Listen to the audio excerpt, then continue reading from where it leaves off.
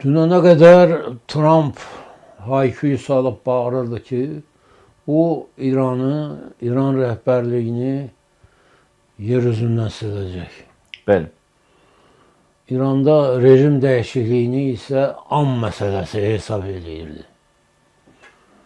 Hadiseler bir müddet öttü geçti, ortaya vasıtaçılar çıktı. Bu vasıtaçılar Trump'ı inandırmaya çalıştı ki bu bölgede muharebe alovu bütün yakın şərqi bürüyə bilər və dünyanı 3-cü Dünya müharibəsinə gətirib çıxara bilər.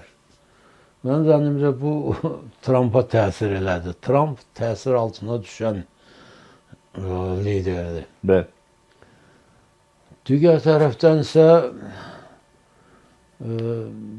Trump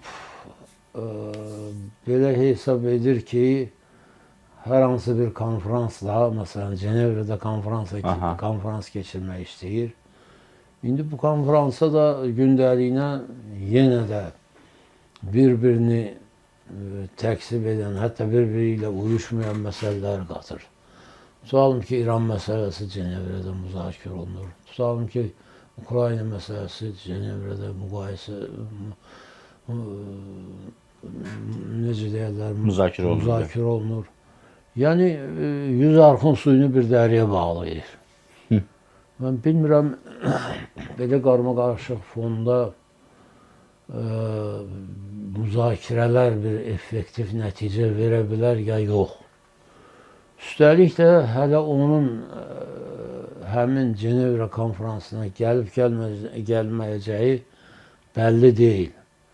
Məsələn, Cenevrə konferansını hazırlayanlar deyirlər ki, Trump da bu konferansda iştirak etmək istəyir və özü bunu yönətmək istəyir.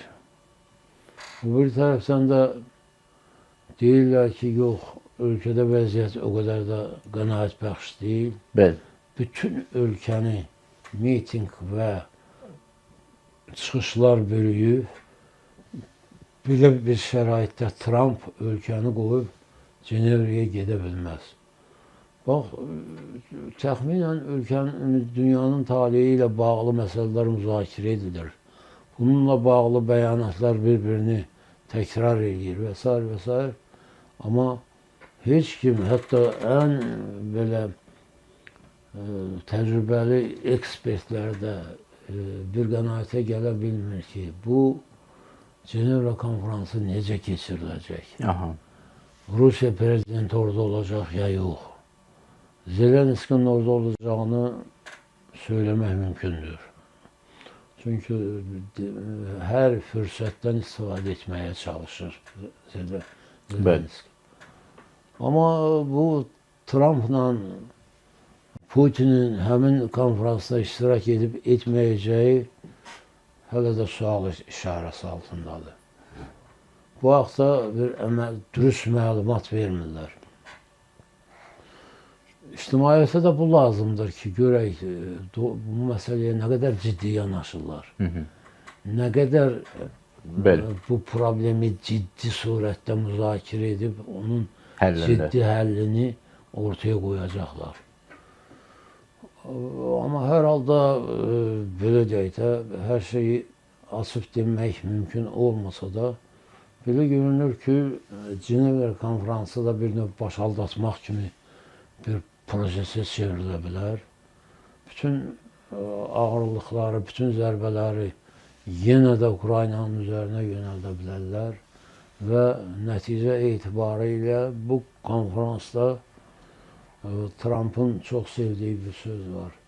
Ukrayna məsələsi çox çətin məsələdir. Çox çətin məsələdir. Bunu həll etmək o qədər də asan məsələ deyil.